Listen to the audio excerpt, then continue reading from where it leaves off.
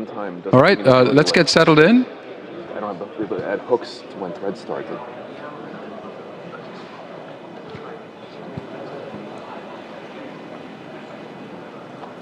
All right, welcome to the second last session of ICFP. We almost had a fire. Okay. Keep trying. Just put it on this table. We don't have a screen. It's true. Put it on the table here. Put it here. It'll have a little fire. Might not last. Excellent. Yes, now it's a fireside chat. Oh, yeah. We did it, everyone. Well, welcome to the Fireside Chat. And a couple of announcements. Just a reminder that tomorrow evening we have the Farm Performance Evening with a keynote talk and performance by Gloria Cheng. It's at the Ricebeck Auditorium at just a couple of blocks down the road. So do consider going to that. And also there are a couple of workshops that are new workshops that I encourage you to attend. There's Fun Arch on that's functional programming and architecture on Friday, and there's DeclMed, declarative programming for medicine and biology, on Saturday. So do consider going to those events. Now, let me just hand over to Amal Ahmed, the professor at Northeastern University, who's going to host our fireside chat. Thank you, Amal. All right, thanks, Nick. So here's the mysterious fireside chat. Some of you have already asked me outside, like, what is this about? So I'll start with... what is this about? Yeah, what is this about? Why are we three up here? So let's start with that. The hope is to talk about Rust, which has been an incredibly successful systems programming language, and to talk about sort of all of the cool work that happened back in the sort of very late 90s and early 2000s, and how some of those ideas, kind of built up, and hopefully figure out how they went into Rust and what comes next. So let me start by introducing Felix Klock and Greg Morrisett. So Felix is a principal software engineer at Amazon Web Services, and he works on the language design team and the Rust compiler team. Before that, he's worked for about 2 years on all sorts of cool things in PL developments. Sort of, 20 years, right? 20 years. Okay, Did I say sorry. 2? I'm sorry. 20 years. As he put it, oscillating between static analysis and dynamic language technologies. He's also worked on C++ compiler development, done research on garbage collection and back-end implementations and so on. And he worked at Mozilla on parallel JavaScript. Very briefly, and then Rust. And then pivoted to Rust. And then pivoted to Rust. And Greg Morrisett. Greg is currently the Dean and Vice Provost at Cornell Tech. And before that, he was Dean of Computing and Information Sciences at Cornell. And in his pre-Dean days, he's done a lot of really amazing, cool research that is relevant to today's conversation. He's worked on typed assembly language, as most of you would probably know. And in the sort of late 90s, 2000s, on a lot of work on things like alias types and calculus of capabilities, and something that I actually worked on with him on as a postdoc, this little calculus called linear language with locations, which had a capability type system for strong updates. But a lot of work on systems language design for, to provide safe memory management and so on. And most important for today's conversation, Cyclone, which is a type-safe dialect of C, and gave you a lot of control over data representation and memory management. So welcome, and thank you for doing this. Thank you. Thank you. All right. So we'll start this off. First question for Felix. Tell us a bit about Rust and why it's so popular, and what sort of systems programming, what sort of software is it being used to build? Yeah, the way I like to think of this is that in terms of like what is Rust and why is it so popular, I like to open by explaining that Rust, it grew up at Mozilla. It was Graydon Orr's brainchild, a private project, but it really reached maturity at Mozilla. And the reason that's relevant is that part of Mozilla's mission is to ensure the internet is a global public resource, open and accessible to all. And the reason why I find that mission statement so relevant is that from my perspective, I see Rust's mission is to make systems programming a public resource, open and accessible to all. And in the process, enable a whole new generation of programmers who never would have considered dealing with C and C++, enable them to tackle systems level problems. And when I say systems level, that's what is systems programming? It's a legitimate question to ask. And the best description I've seen is Stephen Kell did a paper called Some Were Meant for C back in Onward 2017. I highly recommend people look at that. It's basically describing systems as pieces of communicating components. You're doing the fundamentals that applications are built on top of, and so you have to have control over low-level details like the data layouts, which, back in the day, maybe you would have thought functional programming isn't compatible with that, but I think I've seen plenty of talks today that argue the converse. You have plenty of opportunities to have fine-grained control if you do it right. So Mozilla then, it started off making a decision at some point. There was a critical point in Rust's maturity, as I said, where they decided, you know what, we can deliver a language without a managed runtime, something analogous to C and C++, and not analogous to Java or Python, something that doesn't have a garbage collector and can just rely on this, the underlying hardware as much as possible. And that was critical for it being considered for projects outside of Mozilla. It really could blossom outside of the domains that it was initially intended for within Mozilla.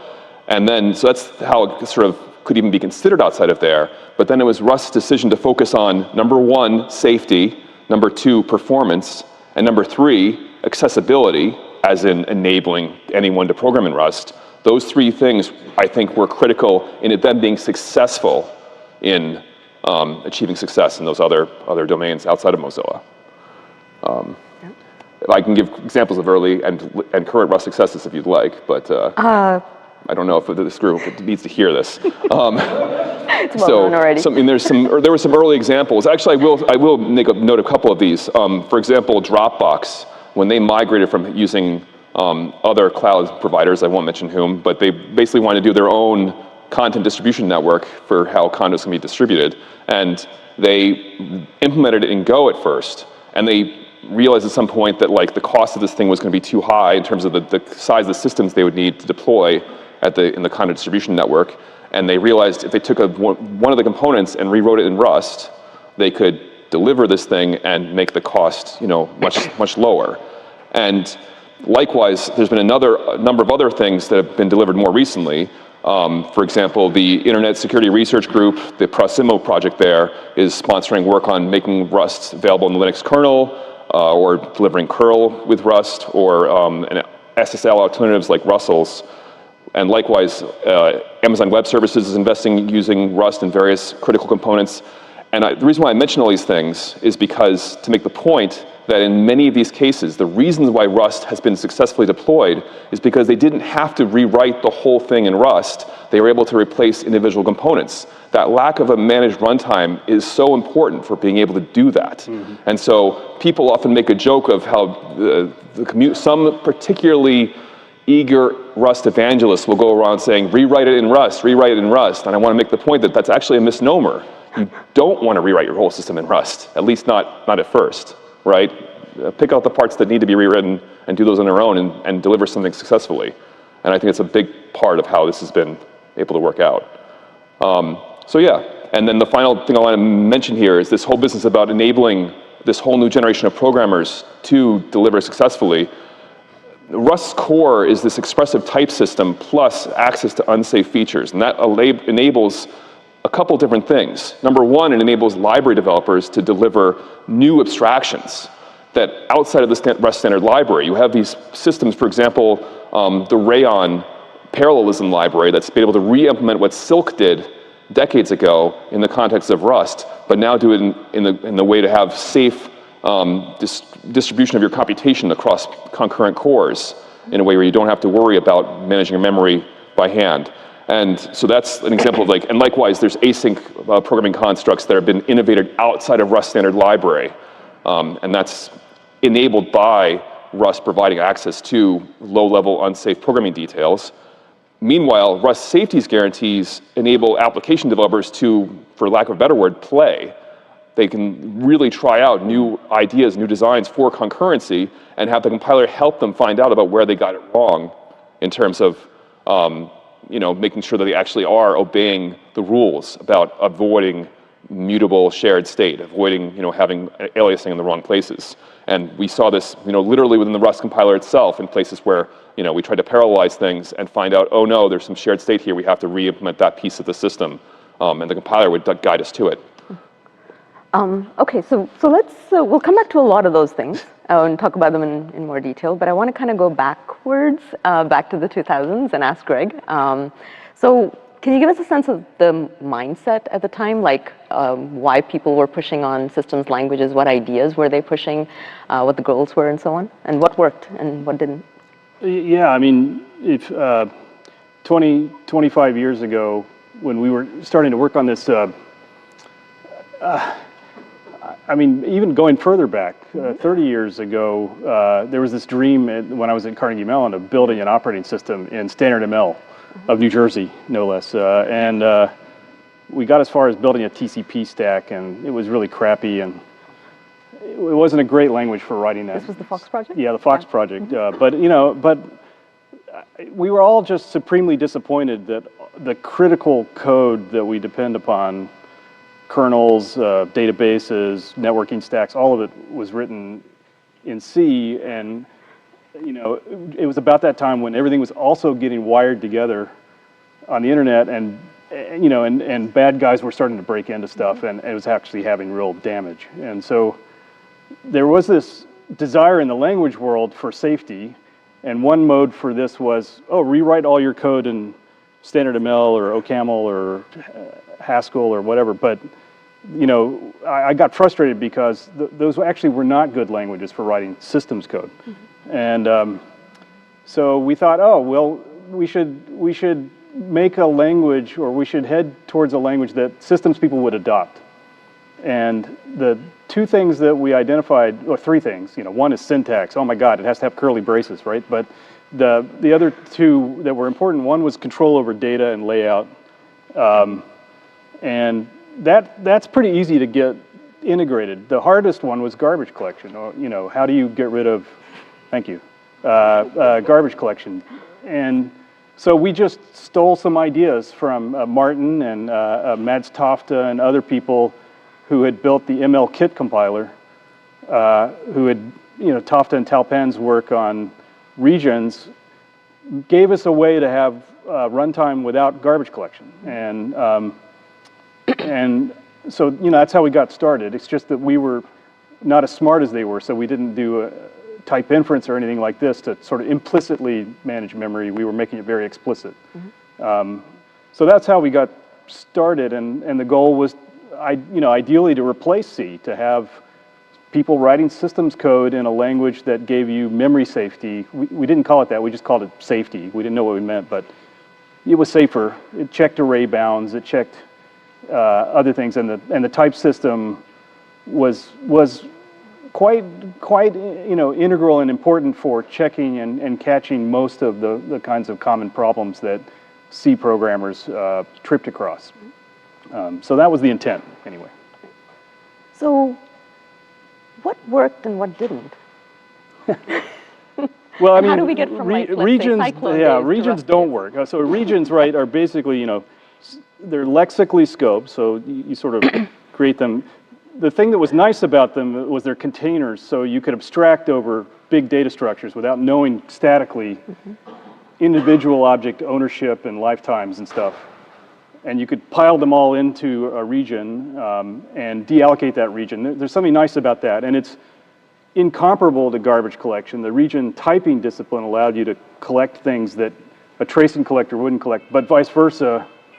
So it was incomparable. But in practice, it leaked a lot, and it was painful to use. So we added a lot of other things along the way. So we added support for unique pointers, which were affine types, and integrated that with the regions and allowed you to do things like take a unique pointer, pin it for a lexical scope, give it a region name, and then essentially borrow it. That's the terminology that came down the line, so that you could freely duplicate that pointer for some, scope, and then be guaranteed by the typing system that by the time you got back to the end, you'd regained ownership of that particular, unique pointer. But this wasn't integrated smoothly. It was kind of a hack. It did give you the ability to have first-class regions that didn't have to be lexically scoped anymore. You could do a lot more with that, and you could use it for individual objects. But we didn't have static analysis to track type states and other things like that, like Rust has, to make it ergonomic. We made you program with swaps. So like if you wanted to use a unique pointer, you had to swap it in and out everywhere. And boy, was that painful. So it was kind of there. There were a lot of the ideas that were, lifted from past work, going all the way back to Gifford and company. But we didn't get very far. And also, we didn't try to tackle concurrency. Well, Dan Grossman did later on, but it was a very coarse-grained approach towards concurrency. And I think part of the magic of Rust is it really got fine-grained ownership discipline coupled with the insight of, don't have threads sharing mutable aliased state. And that was a really brilliant design decision in Rust. So I was going to lead into which of these ideas kind of influenced Rust later, but Greg's already started on some of that. But I would say basically everything Greg just said ended up in Rust in some fashion or another. Although type state we threw away. Arguably, you can code some patterns of type state, but there were many ideas that were in Rust, and as it reached maturity, we threw some out. But the one particular interesting part of the history, depending on your point of view, is that it had unique pointers, linear, affine type things basically from the outset. But the regions, in terms of the static notion of having a region discipline that's represented in the function signatures, that was only added late in the cycle, right? It was something where Nico Matsakis was someone who came in and basically had the insight of saying, look, because at the time Rust started off with this kind of questionable system where it didn't have references as a first-class type constructor for many years in its development. Instead, it was something where you had parameters you're passing around to functions, and it would just sort of have the calling conventions of the system would sort of try to figure out, let's try to pass by reference and figure out when it can kind of work out. And you end up with a system that looks like the region-based, the strictly nesting lexical scope type thing you just described. But it was also quite limited, and it forced you into these contortions as a programmer because all the references were forced to be done at the function call level. And so Nico was the one who came in and really had this strong both intuition and insight, whatever you want to call it, of saying, no, let's actually make proper references a first-class thing in terms of being a type constructor and essentially adopting much of what Cyclone had pioneered. What about data race freedom? When did that come into the picture? So I did it, as I was telling Mal beforehand. She warned me ahead of time about this question. I was going to ask. I did some, so I joined the project, while it was already very much in development. So I had to do some archaeology to figure this out. And you can go back in the Git repository and try to figure out where data race freedom came in, but you discover the term data race didn't appear anywhere in the source code or the docs until 2012, but that doesn't mean anything. It's just a matter of what terminologies were in play. And basically, through what I can tell, aliasing control of some form in order to prevent data races was always part of the story in some sense. It was mostly a question, the outset, the earliest thing I can see is this notion of something called shared visibility concurrency. I don't know what that means, so don't ask me. But even though data race freedom, I think, was part of the story, it was a question of how do you accomplish it? What are the mechanisms you're going to have in place to enforce it? And for a long time in Rust's prehistory, it was accomplished via very coarse means that would not have worked out in practice in terms of the marketplace that we have now. Things like leveraging, having your OS level processes be your level of isolation. Things like, shared state can't be mutable. It has to all be immutable shared state, which plenty of people have explored, but that the reality is that's just not good enough. If you want to sort an array in place and do it in parallel, you've got to have some way of talking about that thing being mutable and partitioning it up into partitioning up the mutability into things that are partitioned. So yeah. So at a sort of high level in terms of intuition, what's the key thing that Cyclone didn't do, perhaps? You were talking, Greg, last week about how Cyclone tracked invariance, but not quite temporal properties. Like, is this the key distinction between what makes Rust more expressive? It's part of the interface. I mean, I was coming from the functional world, so where you think about values and types and as invariants, basically, and so and yet something like freeing an object is inherently breaking intuitionism, right? It's you're just getting rid of something. So so we were always kind of hacking against imperative code in a sense, because we were grafting functional programming ideas onto this horribly imperative language. And a good example is just tracking unique pointers through a program.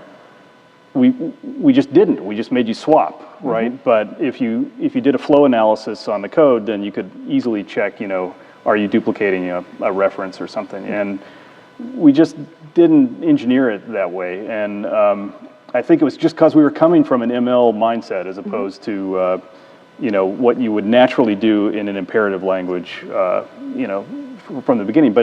But another way to look at that is if you desugared the imperative language back down to something like Tau, you would see, that the imperative code can be represented as functional code that is in continuation passing style, changing types of the local variables as you go along. And so we always had that in the back of our mind. We just weren't very good at syntax and flow analysis design that makes it something that humans would want to read and write. I mean, to tell you the truth, we didn't really care that much about usability because we were But you cared from the perspective of C programmers because you wanted adoption. We kind of did. I mean, we had all these grand goals, but we were more. I was more interested in some of the weird typing interactions. For example, Dan Grossman uncovered a really funny unsoundness.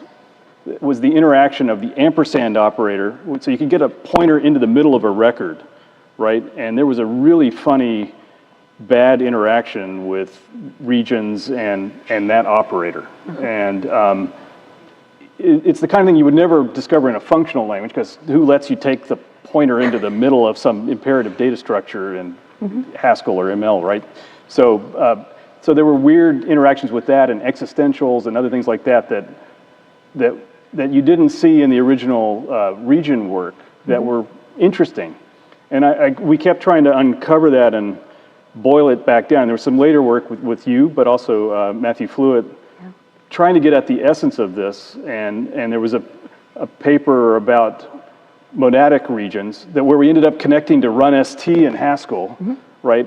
Because that's just regions. And then Oleg took that and ran with it somewhere along the way. So there was really interesting types theory, I think, trying to explain regions as capabilities and the connections between monads, affine types and linear types and capabilities and all these ideas that were sort of floating around in the air. And there was a lot of really good work that came out of that. And you saw some of it actually today, I think, still carrying on that tradition of trying to integrate control and types and so forth over moving beyond types as invariants to types as capturing changes over time in a program. Do you want to add anything? I think that was pretty good. All right. Okay, let's get into lifetimes. So how did Rust come to adopt lifetimes? I'm curious. And how do they connect to earlier work on regions? We've touched upon this a little bit already. And then I'll get into my other question. Yeah, so like I said, I did some archaeology in preparation for this, and I'm not going to attempt to go over all the prehistory here, except to sort of repeat that the original systems, original designs for Rust, they didn't have a proper reference type, except it was something where it was very much connected to just parameter passing, and the system saying, oh well, something of this type being passed as an argument, we can choose. The compiler might choose to implicitly make it a reference, and then the programmer might actually add a hint saying, oh no, this parameter we're going to say, yeah, it should be passed as a reference. I was double checking with Nico about this detail because I said, hey, what happened if it couldn't be passive reference and the programmer added that? Is the compiler going to reject it? And Nico said, no, I think it actually would just make it copy it anyway in a lot of those cases. So it was definitely like a kind of ad hoc system that was with, let's see, just some questionable guarantees or lack thereof. And so it was when Nico came in and like I said, let's make this a proper type constructor. That was where we really saw the decision to say, yeah, let's add. Nico chose the word region. Now we use the word lifetime in Rust to talk about this. But this idea of having a denotation, static denotation for the capability of doing saying the temporal bound on this capability, whatever it might be, and saying this reference is guaranteed to be usable with these capabilities for at least this length of time. Mm-hmm. It might last longer. It's not a guarantee that it's going to be deallocated at the end of that lifetime, but it gives you a lower bound. And Nico recognized the amazing thing is looking at those posts. You can look at it's all in Nico's blog post from 2012. And so you can look at them and see, even then he was talking about how this induces a subtyping relation on references because of one region outliving another. And he was talking even then about that, and the fact there's subtyping means there's going to be a variance property because this Rust had generics from the start too. So, recognizing, okay, this is going to be invariant with respect to its type parameters when it's a mutable thing, and there's going to be a covariance relationship when it's when it isn't mutable. That kind of thing was recognized at the outset.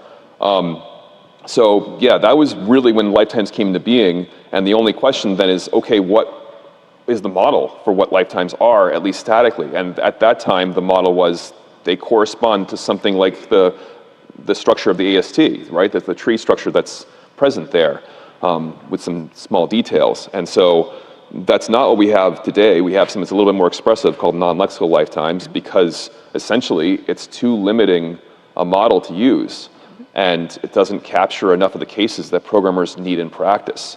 And one, to my mind, interesting detail here, Rust, we do care a lot about ergonomics. We care a lot about understandability and diagnostics for the programmer. And so one of the points of view that I think even I was raising at that time when this was being discussed was, well, isn't the parse tree type model, not parse tree, AST, this is an important distinction. Yeah. Isn't that going to be simpler for people to understand in terms of that being an obvious nesting structure there? Isn't that an easier way to talk about things? And the simple truth here is that no, it doesn't end up being simpler. The thing you want is to reason about what the programmer cares about is a description of what's the problem that is being caught by the compiler. And when you give them a presentation of the form that's not of this parse tree doesn't match my expectations, that doesn't help them. If you give them something that's like, no, you took a reference here, somebody else did a write here, and then you had another access here, like that kind of 3-point presentation, it becomes really apparent, oh yeah, this is wrong. It doesn't work. And so I think that was sort of another critical thing, and that was part of what came out of the non-lexical lifetimes is recognizing that presentation is the right way to reason about this and think about it. So I was going to try to sort of ask, I think most people still struggle with what lifetimes are, at least in a semantic sense, especially when we start talking about non-lexical lifetimes. My group has been working on this formal semantics of Rust called Oxide, and it's something that we've had to struggle with as well. And I'm not sure that I have a clean answer. And in fact, I know that Nico now calls them origins in his work on Polonius. So I'm sort of curious as to whether either of you have a nice intuition, a simple semantic intuition or clean answer for what are lifetimes? Is it connected to capabilities? Yeah, I know. I mean, right. I think it's very connected to capabilities, but languages and types don't get along with capabilities well without moving into a substructural framework. And so but it's very natural to want to say, here's an object that today I can use it like this, and tomorrow I can only use it like that. Mm-hmm.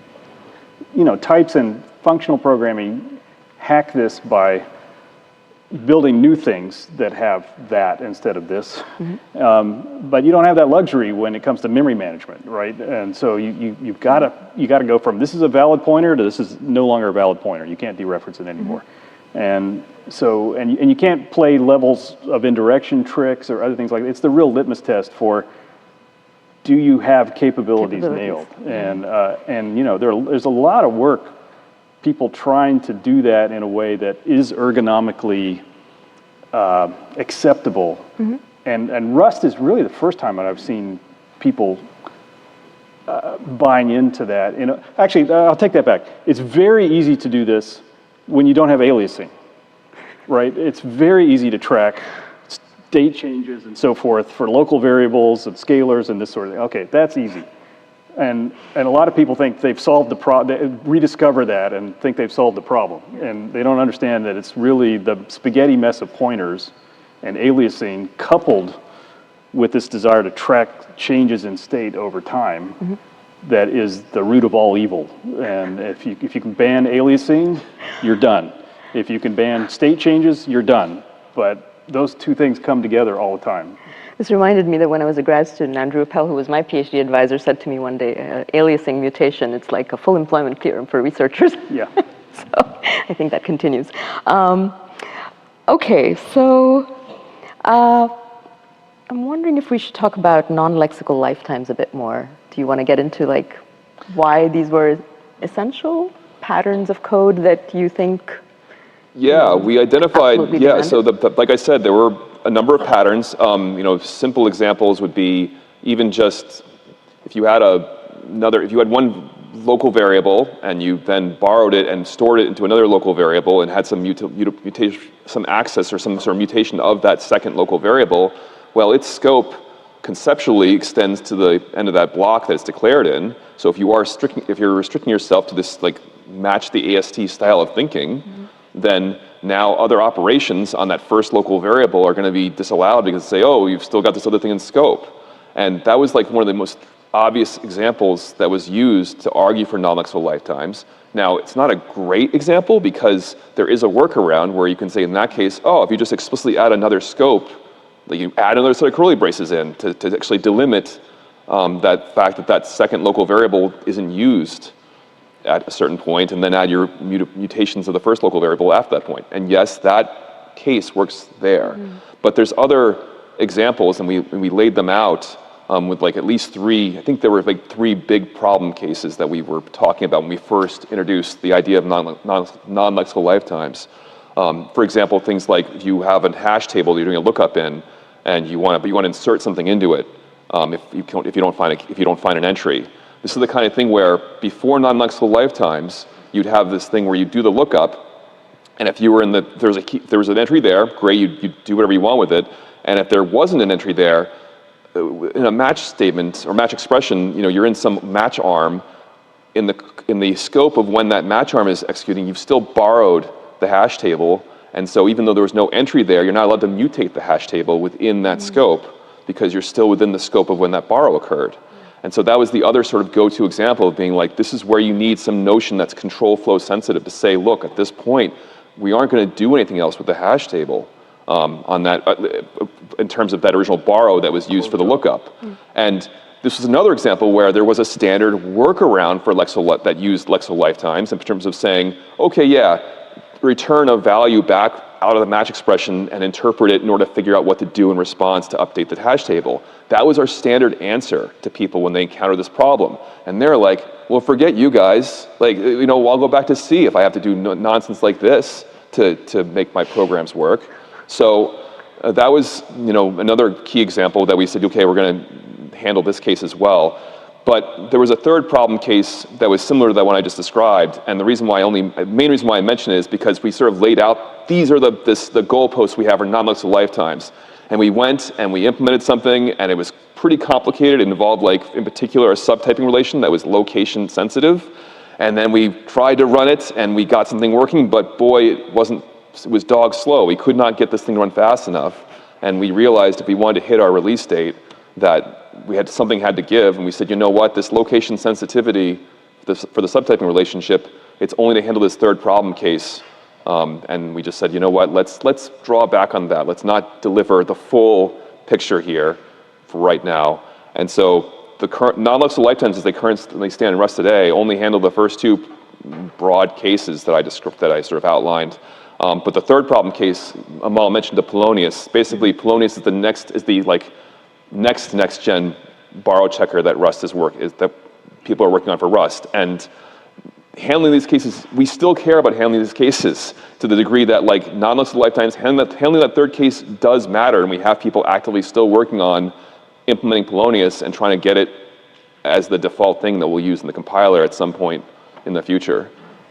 There's another case, there's an easy case to explain why you have to have it, and it's the equivalent of tail calls for data structures. I think Martin, in fact, worked on region resetting in the original ML-Kit compiler because of this. Like, you basically have a loop, and you want to create new data for the new iteration of the loop, and you want to collect the stuff that you generated in the last iteration.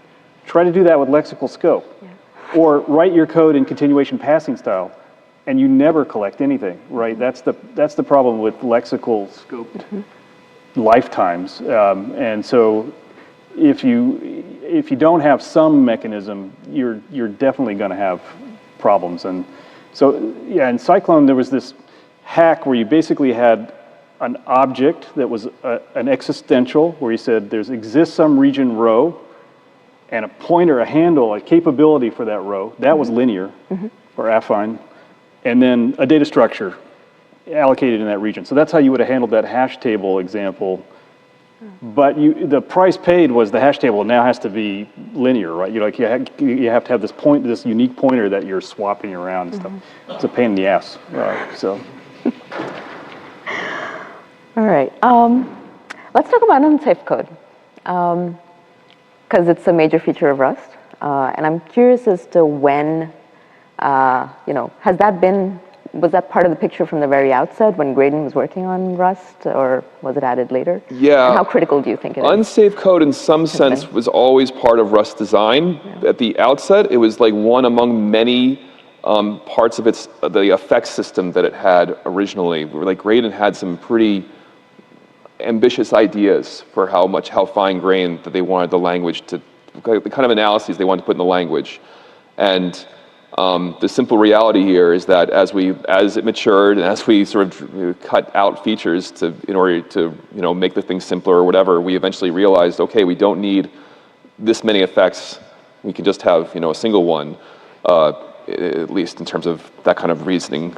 And the other crucial point was when I was doing this review of the archaeology here, I was struck by the fact that the early versions of Rust, it was a very coarse notion where it was like, okay, a whole function is declared as being unsafe or not unsafe, and then if a function is declared unsafe, it has to be like run on a dedicated OS, like a set of OS processes that have been deemed allowed to run unsafe code. There was these really hard lines in the sand for how we're going to isolate these things at that time.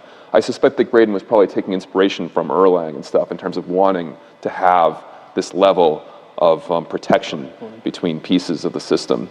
And that isn't where we are today. We have instead unsafe blocks where you can get very fine-grained delimitation of what, where you can have unsafe activity and where you can operate on raw pointers. And so I think a piece of this is to recognize that this wasn't a matter of did we abandon a more complex type system to end up where we are now? I mean, there were some type system components that we were abandoning, but I think the more important thing is we were abandoning these complex runtime support features. And we are basically saying, look, we want to be able to target, we don't want to rely on the OS to provide us stuff. We want to be the OS. We want to be the thing that implements the OS, much like how Greg was talking earlier. Mozilla doesn't make operating systems, but they make web browsers. And as it was explained to me when I was first talking to them, they were like, a browser is at least as complicated as an operating system. So if you want to be realistic about implementing one, you need a language that can handle implementing operating systems. What was the thinking about something like unsafe code back in the days of Cyclone? I mean, would this have been just no way, we're never going to do this because then we're not safe? No, we had a block that you could label C. Oh, yes. And you could write C code. And it was necessary to bootstrap and get libraries written. I mean, how do you do I/O or anything like this, right? So, and Trevor Jim had written this very sophisticated pile of code to ingest. One of the bad design mistakes we made was trying to make it easy for C programmers to look at it and think that it was C, and that they could reasonably port their C code to Cyclone. This was not true, even though in spite of Nick Swami's heroic efforts. But we would ingest headers, because when you think about standard IO.h, holy crap, for GCC, do you know what that drags in? It drags in all kinds of headers, struct definitions with GCC attributes that are attached to it that are very specific. It's a nightmare to parse, much less to actually make sense of, unless you're, at the time it was only GCC that really could take in something like the Linux kernel headers. The right strategy there, is to generate C code that calls out to GCC and runs the resulting binaries to figure everything out. That's what essentially, yeah. But anyway, we wrote a lot of stuff there and then built wrappers around basically every C library call to, you could actually call something like stir copy in Cyclone, but guess what? It was going to be bounds checked. Okay. And so, so the wrappers were checking. The wrappers were doing that checking, and there were a lot of tooling to make that possible. Because what we wanted to be able to do is exactly what Felix was saying: is not rewrite the whole application. Ideally, you could take one module, port that to Cyclone, and then move on. But it didn't work because we changed representations. Like we had fat pointers for a lot of stuff, and if you got fat pointers, all bets are off. So in terms of compatibility with things. Yeah. So yeah, there was a lot of hacks. You didn't have a way of saying, for this thing I want the C representation, for this other thing I want the Cyclone representation? Yeah, you could, but it was painful to, that's just it. A fat pointer turned into a struct with three fields in it. So it doesn't solve the problem. Yeah. Let's talk about unsafe code guidelines, or what used to be known as unsafe code guidelines. Yeah. What's it called now? It's called the group, the working group formerly, the team formerly known as the Unsafe Code Guidelines Working Group. Yeah. Basically we've known for a long time. Well, all right. I'll start with a small anecdote. So I got up on stage at some conference or whatever some years ago, and I was trying to explain about how great Rust is, et cetera. And someone got up. Asked during the question and answer period, said, well, what about the memory model? And I sort of said, oh, well, we've got these references, this safe code, it's kind of all handled, it's fine. And they said, yeah, but what about unsafe code? What are you going to do about the interactions there? And I just sort of stared and said,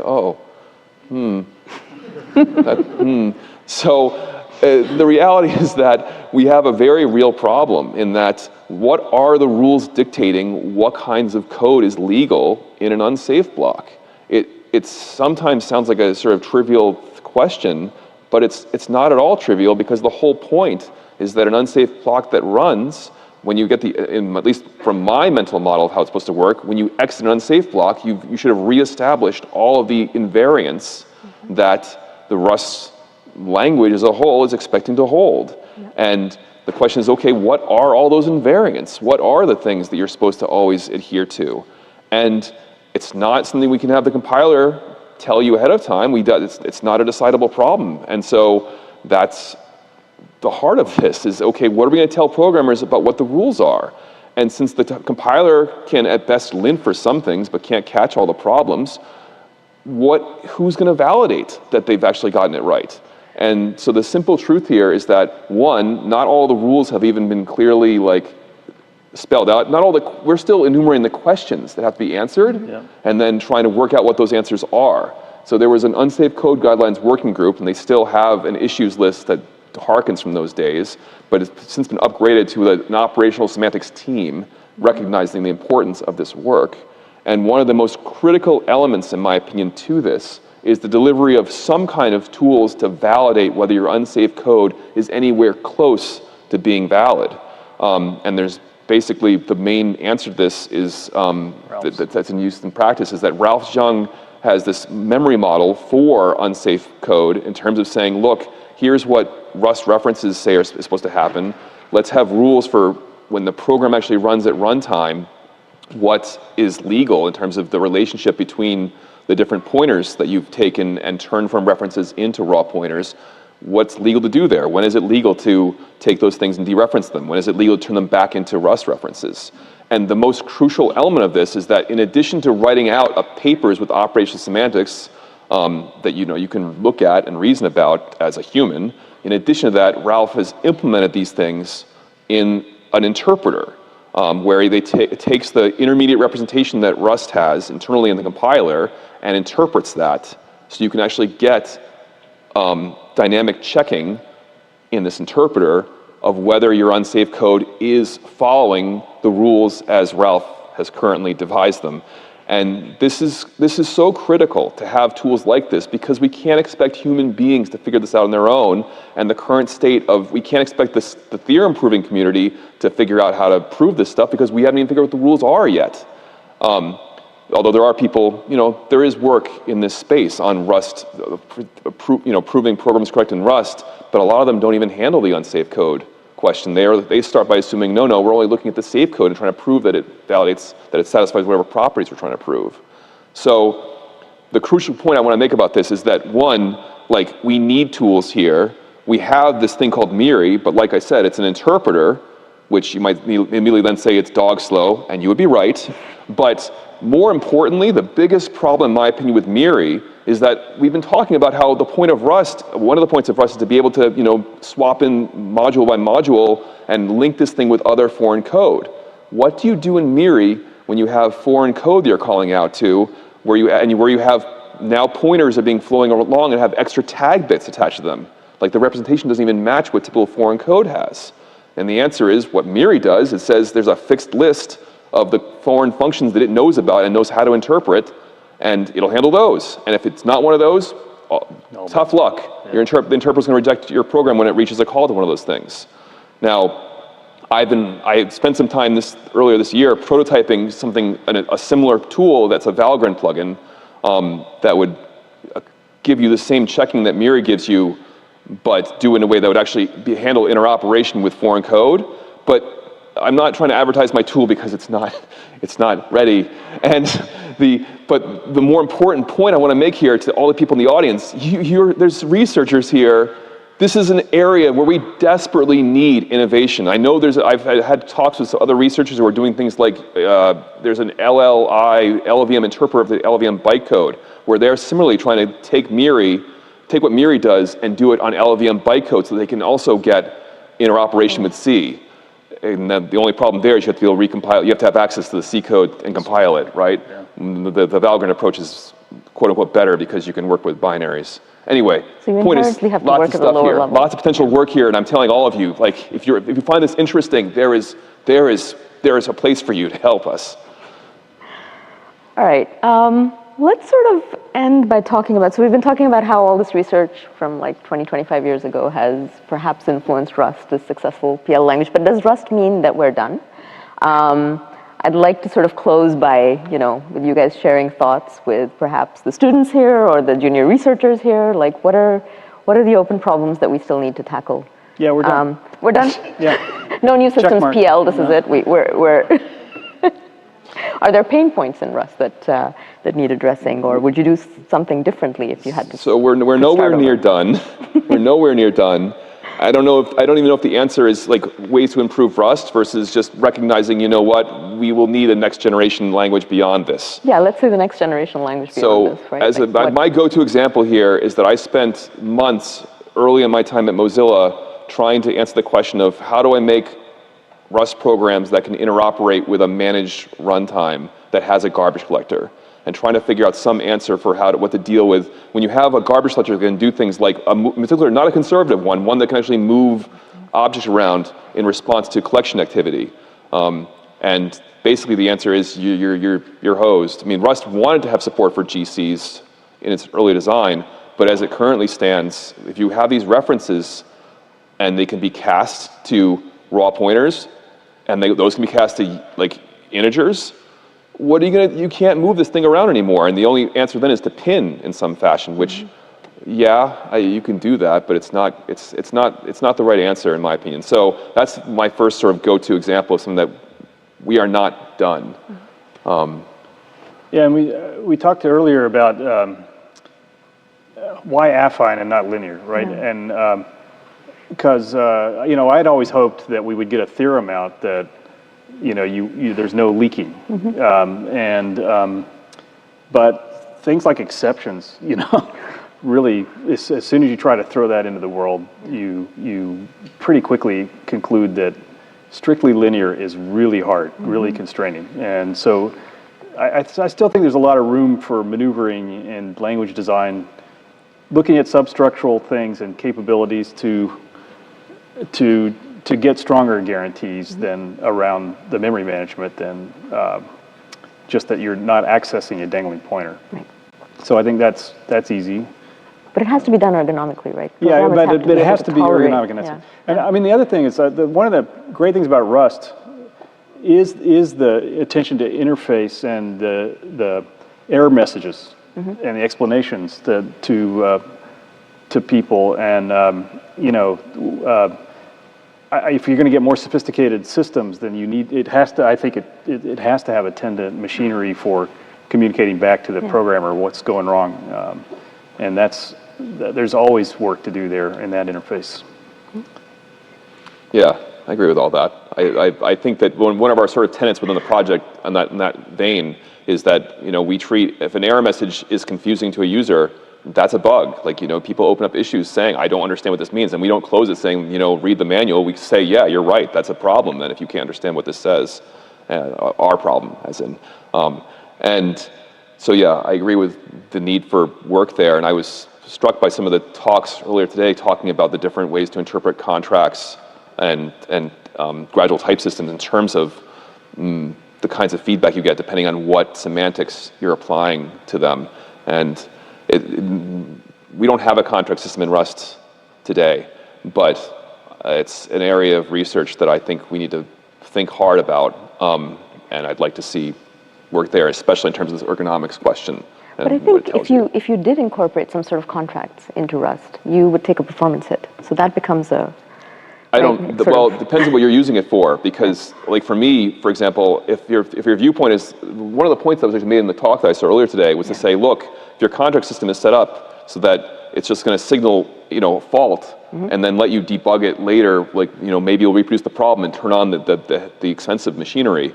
I think personally, my workflow very much, a lot of the time, is to run under a system like RR that can capture traces and replay them at full fidelity. I think a contract system that basically didn't take the hit at runtime, but then when you run it under a system but let you capture traces and then apply the contracts during a replay, I think would be a really crucial element of making that irrelevant at that point. I'm sort of surprised no one's as far as I can tell, no one's investigated it, probably because Racket is like the standard thing people go to in doing research on contracts, and Racket doesn't have support for record replay type systems yet. So there's an area people could maybe attack. All right. Well, I mean, I've thought about it, but it seems like a no-go because at runtime you don't want to do that. But you're right. If in a replay system, it would be valuable. Yeah. In the time that we have left, I think we should open it up to questions. Do people have questions for Felix and Greg? Comments? Yeah, please. Hi, Will Creighton. Is this on? Yeah, Will Creighton from Brown. So, a programming language is the sum of 1,000 decisions, right? And I'm interested in the different ways that you informed those decisions. So obviously there are high-level principles like safety without garbage collection, and there are the specific applications like Servo that you might use to inform this early on. But I'm curious if there were other, maybe lesser-known sources of inspiration that you use to make those other 998 decisions. I guess I'm the only one who can answer this, huh? In terms of at least Rust, I think that the answer here is that we have been pretty ad hoc in terms of our decision-making processes. And if anything, my current employer, Amazon, one of their whole things is to have set out principles and set out tenets for teams to follow. And I've recognized the value in having a set of tenets that help you make decisions in terms of the prioritized list of things that you can just reference being like, no, this is the reasons that we can sort of justify this particular decision, how we went this way. And I think, so my quick answer to you is that I believe there's some unspoken tenets that that a number of the team members have digested, and yet we have not taken the time to write them out and agree upon them. Nico's tried to. Nico spent a lot of time trying to write out some tenets and then get the rest of us sort of all say, oh yeah, those look right. But it's hard. It's actually quite hard if you want to do it in a way that's useful. Like, it's easy to write down platitudes where everyone can agree on them, but then you look at the platitudes later when you have a decision to make and you say, oh, none of these help us. So I think, yes, there are a million decisions, and I would like a better system for us to actually make it explicit, because that's the only way it scales to other people. Right now, we're relying so much on institutional knowledge amongst these old-timers who've been with the project for a long time in terms of carrying on the values that we thought were important. Thanks. I think there's two different kinds of languages, though. Like, there's, okay, Rust, we want that to be used in the real world. And then there's a lot of academic exploratory languages where, I don't know, we just threw the kitchen sink in to see what worked and what didn't work. And that exploration was a lot of fun, but we never really had, I remember talking to, when I was visiting Simon at Cambridge, and I think it was Tony Hoare who said to him, oh no, GHC has become so successful, you know, what a disaster, because you know, now you got to support all this, and it's a lot of work. And so I was kind of grateful that we never had a lot of users, because it allowed us to make a lot of stupid changes. And I think in research prototype languages, there's a lot of value in just frankly trying stuff and seeing what works and what doesn't work and kicking it around. So, but you can't do that in a production world. I think you have to be much more principally driven. But also, without a lot of users, you won't necessarily know about the things that don't work, right? You need that space of active users. And Rust was lucky in that we had, doing this archaeology, I was struck by how fast things moved back in 2010 and 2011. Like, they really were changing the thing dramatically from nightly to nightly. And one of the things that was, it was referenced in the 1.0 release saying, in the lead up to it, saying, our current users were used to the fact that their code would just break regularly every time they updated. So I was sort of saying, I agree with you on the one hand that it's useful in a research setting to be able to iterate quickly, but you also got to figure out some way to get that thing in the hands of as many people as possible to get the feedback to inform you. That's a good point. Thank you both. Hello, Charlie Libri from Imperial College London. My question is, C can be seen as like entirely unsafe, or like if it doesn't ever have to hold all these invariants, and Rust has brought the percentage of your program which is unsafe from 100% down to 5% or whatever. You mentioned a next-gen language. Do you think in the future that percentage will ever hit zero? Do you think you can get a systems language where you can write an operating system with no unsafe code at all? Say if like the work that Ralph Young and Rust Belt are doing is incorporated into the compiler, so you could, prove that the unsafe code still holds the invariants. What do you mean by safe? Because one of the frustrations, another frustration with Cyclone was, memory management was part of it, but it's not so helpful when you have a kernel panic or whatever because there was an array bounds check and it was out of bounds, right? So there was all kinds of stuff that was dynamically checked and just failed. And so, the long-term dream was that you would actually reason about your code and prove correctness. And, when things like CompCert or SEL4 came along, you're like, oh, wow, okay, that's really going all the way. And so I think some attention shifted away from what do we mean by a safe language to, we're going to verify certain properties, correctness properties of a particular pile of systems code. And that was a great advance that we really were able to step it up to that level. So I think one thing that might be desirable, actually you could imagine a world where the language isn't as safe as Rust, but is easier to reason about and prove formal properties of. That would be a different design direction to go in than trying to capture as much in the type checking and the compilation framework for the language itself. My response here is so first I'll try to answer Greg's implicit, well, not very explicit question. What do you mean by safe? Because I actually had a pretty strong debate with a colleague of mine earlier this week about this very topic. To me, there's a pretty simple implication that you'd want to hold. Namely, if a program is safe, that implies it has no undefined behavior, right? That's a good definition. And so that's a pretty simple one, but then the argument was about whether this was like bidirectional, right? Is a program with no undefined behavior always safe? And the argument I made was that's not decidable, so that's a bad definition of safety. I want my safety property to be something where I can actually have some way of identifying the safe programs in some fashion. If you want to get to something where the programming language is one where there's no unsafe notion at all, as in no trusting a human being, their reasoning being the thing that says, yeah, this thing doesn't have undefined behavior, and never having anyone in the pipeline that you're trusting a human's reasoning there, then I think at that point you're talking about theorem. You really are talking about theorem proving, and I don't think I think we're improving the state of the art there, but until it actually reaches the point that average programmers can make use of theorem provers in some way, even if it's by having generative AI produce the programs that are provable, maybe that's what we need. But to me, that's the step you'd have to get to 100% safe and no unsafe blocks at all. Thank you very much. Shall we take 2 more questions, or shall we wrap? Yeah, 2 more? Okay. Go ahead, Gabriel. Hi, Gabriel Radan in RIA.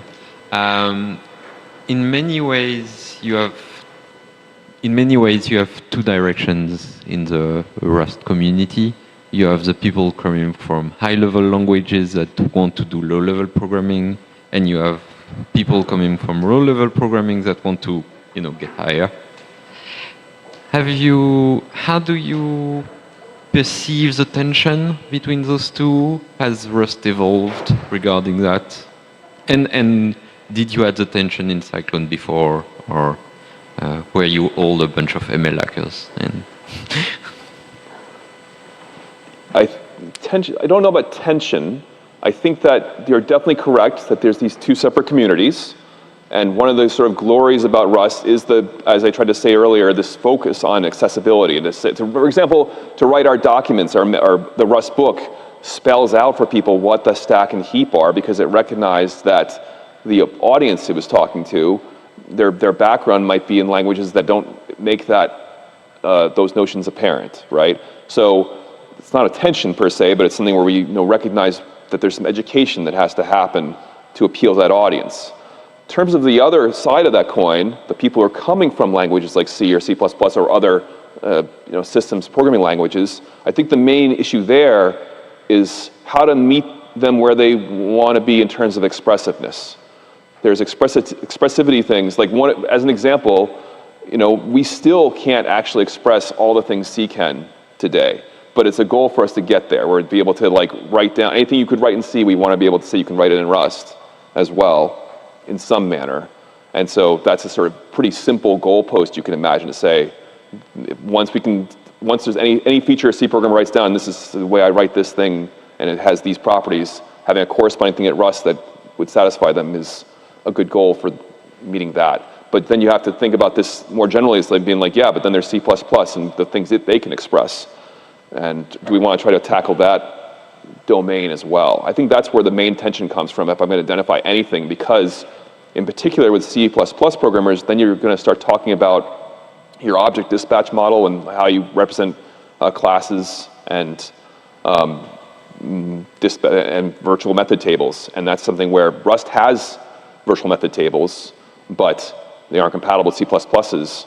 And that's an example of a place where I think there's a gap, and it's an open question how much work we want to do to reduce that gap versus putting it in third-party libraries. There are third-party libraries that try to bridge that gap. Again, that goes back to what I was saying earlier. Enabling people to write unsafe code has allowed, I think it's Patrick Walton and others, there's basically a couple different crates out there that provide C++ interoperability somehow. I don't know how they do it because the C++ ABI I don't think is standard, so I don't know actually what they're doing, but they're doing something.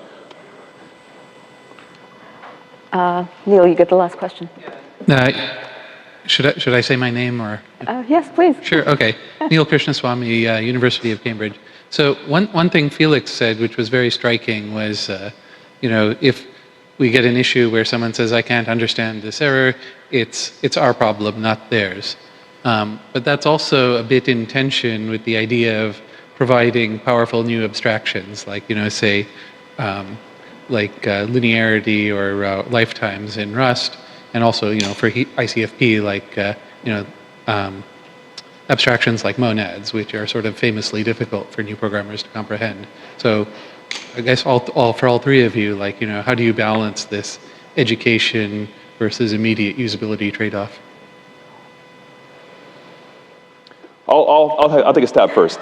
So my take on this, so yes, first of all, that is an example of a problem in terms of how do we deal with this? How do you actually provide these sophisticated features in a way that's comprehensible to our audience? But I would like to believe that if a feature is really good, it's got some underlying idea that's intuitive. For example, linearity, to my mind, things in the world are linear. I move this around, it's a single object in space. It's not being copied. At least, I don't think it is. And so there's so many things in the world that are naturally fit that model. And so I think that there's an argument that this free copying of stuff and aliasing of things is an artifact of these computers and this stuff with just being able to copy bits everywhere. But in terms of users' mental models, I think there's an insight with an example like that where you can say, no, this is a resource that's consumable in some sense. And once you sort of have that insight, it can help with the teaching process. At least that's my opinion on the matter. Right? It's a matter of identifying what is the metaphor that's going to really hit home for someone. And the problem is, how do we find all those metaphors for every single feature that's out there? Yeah, I don't have any brilliant idea. I think I think what Felix said was great. Yeah, but exactly. then you pick on something like a monad, and well, okay, that's a mistake right there. Yeah. No, I don't. I mean, I don't know how many students I've taught who claimed, oh my God, I can't use these Lisp parentheses or whatever. Right. One thing I hate about language evaluation is how shallow it is in terms of the learning effect, and how much you take a freshman and, the first time you put them in front of the language, they're going to hate it. Yeah. You take them 6 months out, and you know what? They've rewired their own brain, and they know how to deal with it. And so, but they might not love it. They might not love it. Yeah. But there's a whole. I say this as someone who's a schemer. I didn't say that earlier, but I love the parentheses. Yeah. So I mean, I'm just saying that that's an example that it gets trotted out again and again of, oh my God, I can't use this because this interface is broken, as opposed to, okay, with a little effort, you can learn, and it's not such a bad, and actually it's a great interface, right? And so I like the HCI world meets the PL world still has not really wrestled with that well. Right. It's a bad answer, sorry. All right, with that, we should wrap up. Thank you so much, Felix and Greg. Yep.